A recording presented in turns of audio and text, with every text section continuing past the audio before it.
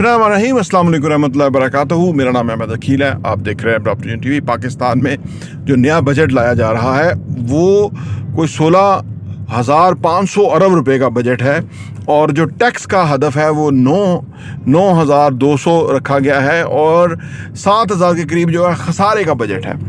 अच्छा, ये बजट जो है वो ज़ुबानी जमा खर्च के अलावा कुछ नहीं है। उसकी वजह कि अभी 3 महीने के बाद दोबारा जो हुकूमत है, ये हुकूमत होगी या जो भी हुकूमत होगी, फिर वो IMF के दरवाजे पे जाएगी और IMF उसको कहेगा कि भाई ये जो आपने मराद दी हैं, जो लोगों की तनख्वाहें बढ़ाई हैं या आपने अखराजात लेविश किए हैं, यही तो हम आपको रोक रहे हैं। आपकी आमदनी और अखराजात का तवाज़ुन ही नहीं है।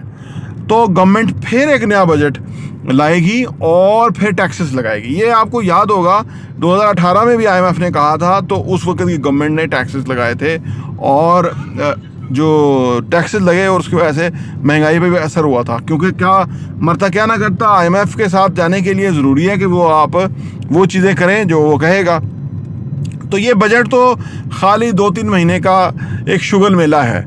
उसके बाद जो महंगाई का तूफ़ान आने वाला है पाकिस्तान के अंदर, जिस तरह से चीज़ें महंगी होंगी, और हम अपनी रियल एस्टेट के हवाले से बात करते हैं कि रियल एस्टेट की कीमतें, फिनिश चीज़ों की कीमतें कई गुना बढ़ जाएंगी, डबल हो जाएंगी, आप समझिए ऑलमोस्ट, जो कि होने जा रहा है। उसकी वजह ये है कि पाकिस्तान के अंदर गवर्नमेंट की आमदनी ही कोई नहीं है। टैक्स जो है वो कलेक्ट नहीं होता। जो बड़े बड़े लोग हैं, पैसे वाले, बड़े बड़े ज़मींदार, इंडस्ट्रियलिस्ट, चीनी वाले, ये जितने लोग हैं ये टैक्स नहीं देते। इनकी आमदनी के ऊपर टैक्स नहीं देते। ये जो अदरवाइज़ है, जिन लोगों के बड़े बड़े लैंडलॉर्ड्स हैं, वो टैक्स नहीं देते। ठीक है ना, बीच बचाव करके माल पानी दे के काम सेट हो जाता है। FBR उसमें इन्वॉल्व होता है। यानी ये जो सारा काम है, हालांकि इमरान खान साहब जब आए थे वो भी रिफॉर्म्स करना चाहते थे FBR के अंदर, उन्होंने शब्बरज़दी को लगाया, फिर टैक्स नेट में ज़्यादा लोग आना शुरू हो गए, फिर टैक्स ज़्यादा कलेक्ट भी हुआ। लेकिन ये जो हुकूमत आई है, इसमें तो टैक्स का जो हदफ था वो भी नहीं अचीव हो पा रहा। तो यानी सूरत हाल ऐसी है कि जब आमदनी ही नहीं होगी तो वो आमदनी कहाँ से हुकूमत लेगी। 2 तरीके हैं आमदनी के लेने के। नंबर 1 तो वो मज़ीद टैक्स लगाएगी। नंबर 2 ये है कि वो कहीं से कर्जा लेगी। अब कर्ज़ों का सुन लीजिए, ऑलरेडी हमें तकरीबन 7,500 अरब अगले साल कर्ज़ों की और उसका सूद की मद में अदा करना है। पाकिस्तान के पास पैसा ही नहीं है, कैसे होगा। यानी एक अजीबो-गरीब जो सूरत हाल है, जिसके अंदर आम आदमी की पहुंच से तो रोटी खाना मुश्किल हो गया, आम चीज़ मुश्किल हो गया। यानी जो मामूली चीज़ें थी, मामूली कीमत की चीज़ें थी, मट्टी भी जो है वो भी आप सोच लीजिए कि वो 500 रुपये किलो बिकने वाला हिसाब हो गया। यानी रियल एस्टेट तो आप इसको मट्टी ही कहेंगे तो फिर तो ये करोड़ों रुपए किलो के हिसाब से, क्योंकि ब्लू एरिया में जो न्यू ब्लू एरिया बन रहा है, उस वहाँ पे जो पर स्क्वायर फिट का जो अपार्टमेंट है ना, उसकी कीमत आप सुन के हैरान हो जाएंगे।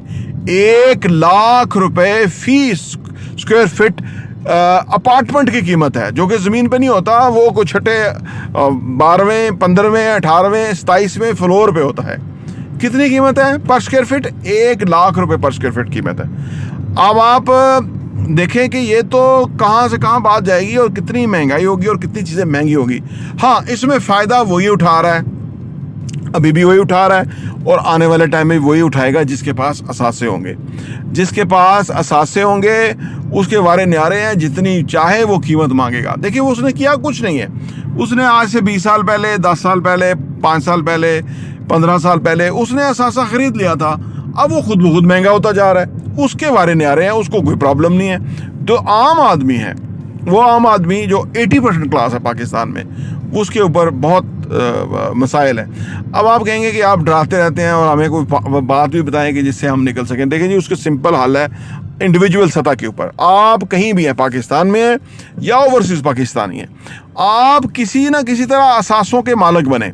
एक ही सोल्यूशन है, एक ही हल है, क्योंकि लोगों ने जिंदा तो रहना है ना, उन्होंने किराए पे रहना है, वो आपको किराया अदा करेंगे, क्योंकि वो बिल्डिंग खरीद नहीं सकते, वो यूनिट, अपार्टमेंट, शॉप, ऑफिस खरीद नहीं सकते। उन्होंने वो चाहिए उनको काम के लिए, बिजनेस के लिए, कारोबार के लिए, रिहाइश के लिए, तो वो आपको किराया देंगे, तो आप किराया वसूल कीजिए, आपके तो मज़े हो गए, क्योंकि काम वो करेंगे, कमा के वो आपको देंगे।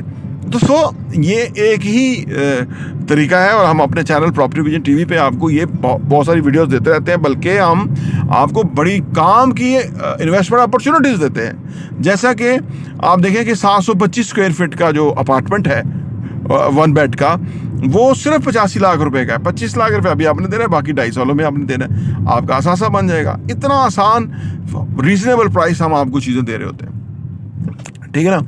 और यही अगर ब्लू एरिया में अपार्टमेंट हो तो ये आप सोचें, जो आपको 85 लाख रुपए का मिल रहा है, ये 8.5 करोड़ रुपए का होगा।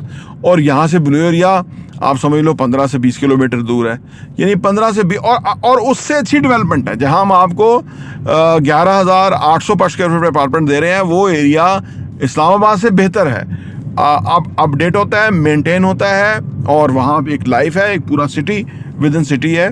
तो ये अपॉर्चुनिटी है। अच्छा, फिर कल को आप देखें कि जब कोई किराए पे लेने के लिए आएगा, तो आप सोचिए, क्या वो जो लाख रुपए पर स्क्वायर फीट वाला अपार्टमेंट है, उसका किराया तो कोई आम बंदा नहीं देगा ना।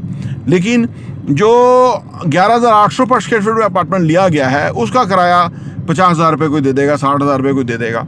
और ये जो अपार्टमेंट है फर्निश्ड, सेमी फर्निश्ड भी है, और सारी चीज़ें हम आपको बताते रहते हैं। आप हमारे चैनल में जो हम देते हैं वीडियो, जिसके अंदर हमारे पास चीज़ें होती हैं, वो हम आपको देते हैं, वो आप उसको ज़रूर देख के उसको सीरियसली लें। हम बड़ा कोशिश करके आपके सामने सही चीज़ लेके आते हैं। इसके अलावा हमारे पास 1 बेड है, रीज़नेबल प्राइस, और चीज़ें हैं, असासे हैं हमारे पास, जो कि बहुत औने पौने हैं। मैं आपको बड़े इत्मीनान से ये कहता हूँ कि यही टाइम है ख़रीदने का, उसके बाद आप नहीं ख़रीद पाएंगे, क्योंकि डबल कीमत होगी। तो आप अगर आज नहीं खरीद पा रहे, फर्ज करें, जबकि डाउन पेमेंट भी है, थोड़े पैसे पे सस्ती चीज़ मिल रही है, जब डबल कीमत होगी तो फिर आप कैसे खरीद पाएंगे? आप ज़रा अपने आप से पूछिए तो सही, क्या आपकी आमदनी डबल होने जा रही है?